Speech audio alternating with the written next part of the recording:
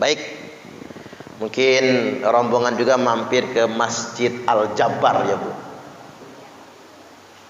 yang menghabiskan dana 1 triliun dari APBD pemerintah daerah Provinsi Jawa Barat. Saya ditanya tentang masjid itu, jawabannya itu tanda akhir zaman. Tanda akhir zaman itu. Tapi bukan berarti melarang kan?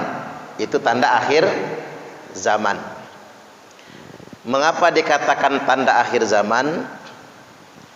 La taqumus sa'atu hatta yatabahan nasu fil masajid.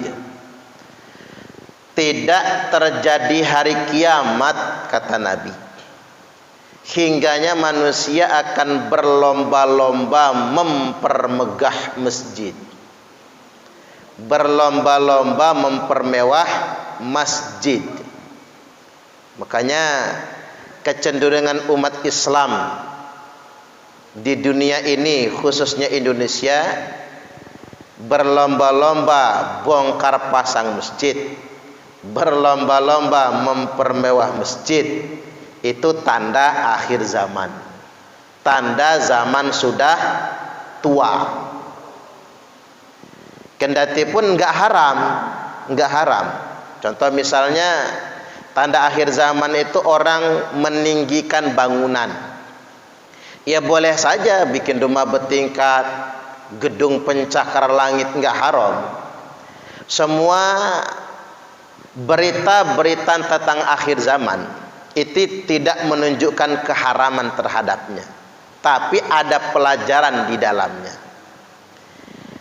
Yang perlu saya kasih catatan yang pertama adalah, yang jelas Nabi Sallallahu Alaihi Wasallam sebetulnya tidak begitu menyukai ketika umat Islam hanya menghabiskan uang untuk berlomba-lomba mempermewah masjid.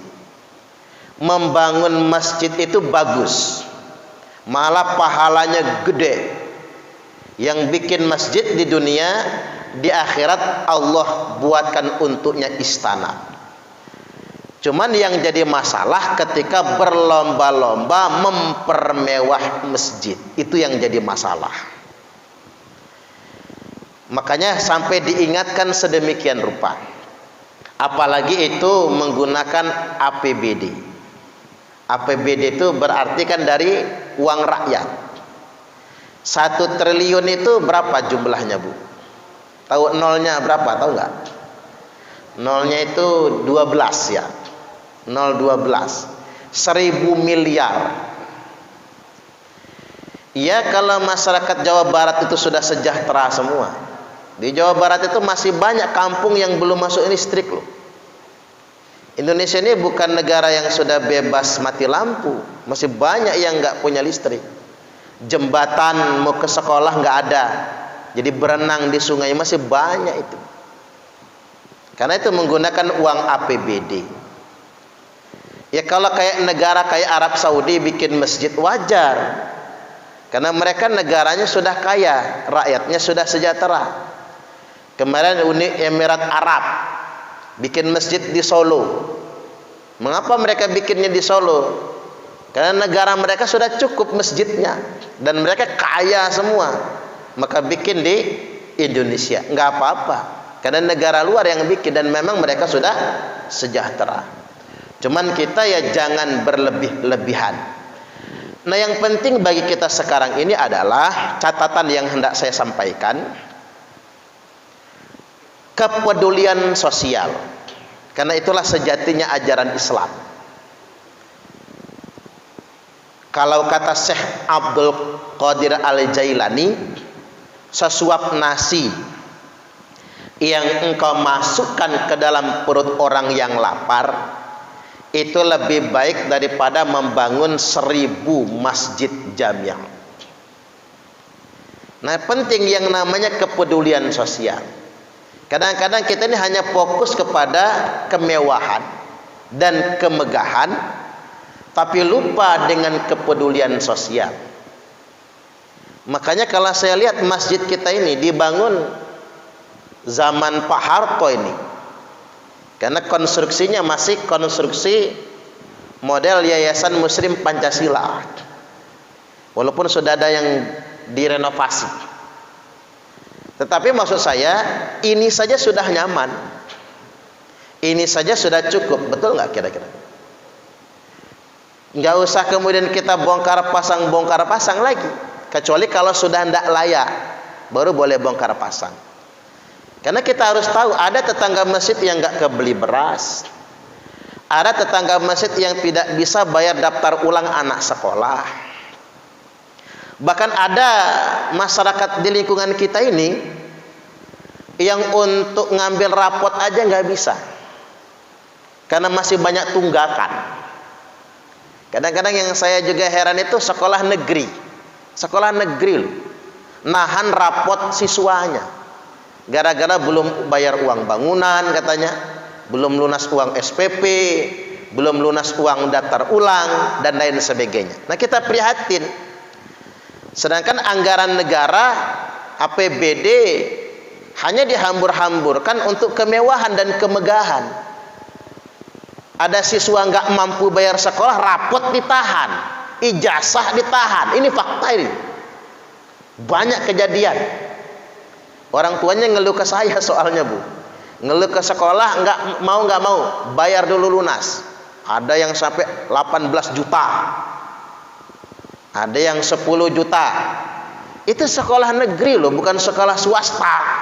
Nah, ini tolong dengar dulu Pak pemerintah ini. Jadi jangan sampai sedemikian rupa. Kadang-kadang itu kita ini begini sih ya, terlalu suka pamer. Kadang pamer ini yang merusak sebetulnya. Kalau kita nonton TV juga, para pesohor-pesohor yang suka pamer kemewahan, mobilnya berderet, harganya miliaran semua, pamer kemewahan. Ada yang beli tas macam ibu-ibu nih, ratusan juta, miliaran. Padahal tasnya sama aja kan, mahalan tasnya daripada isi tasnya. Ada yang beli bathtub, tempat bak mandi itu, kalau kita mah bak mandi lah sebenarnya itu harganya sampai 3 miliar.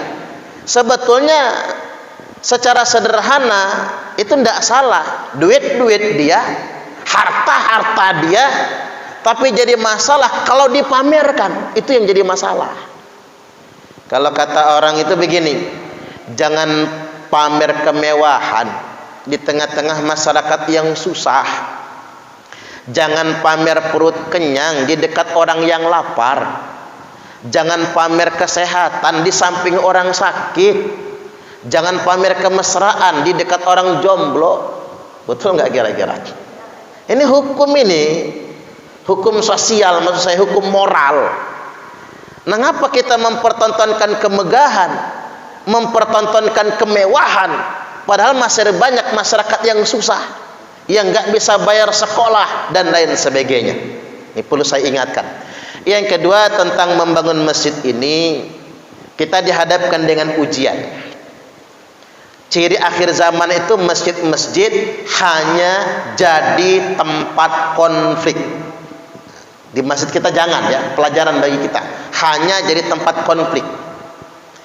Rasulullah sallallahu alaihi wasallam telah bersabda, inna syaitana qad ayisa ayya'budahul musalluna fi jaziratil arab.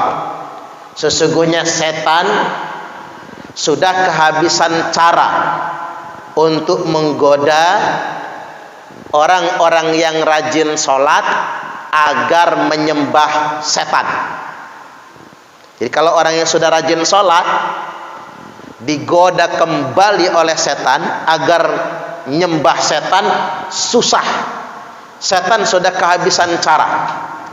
Walakin fit tahrishi bainahum, tapi setan berhasil mengadu domba antar sesama mereka.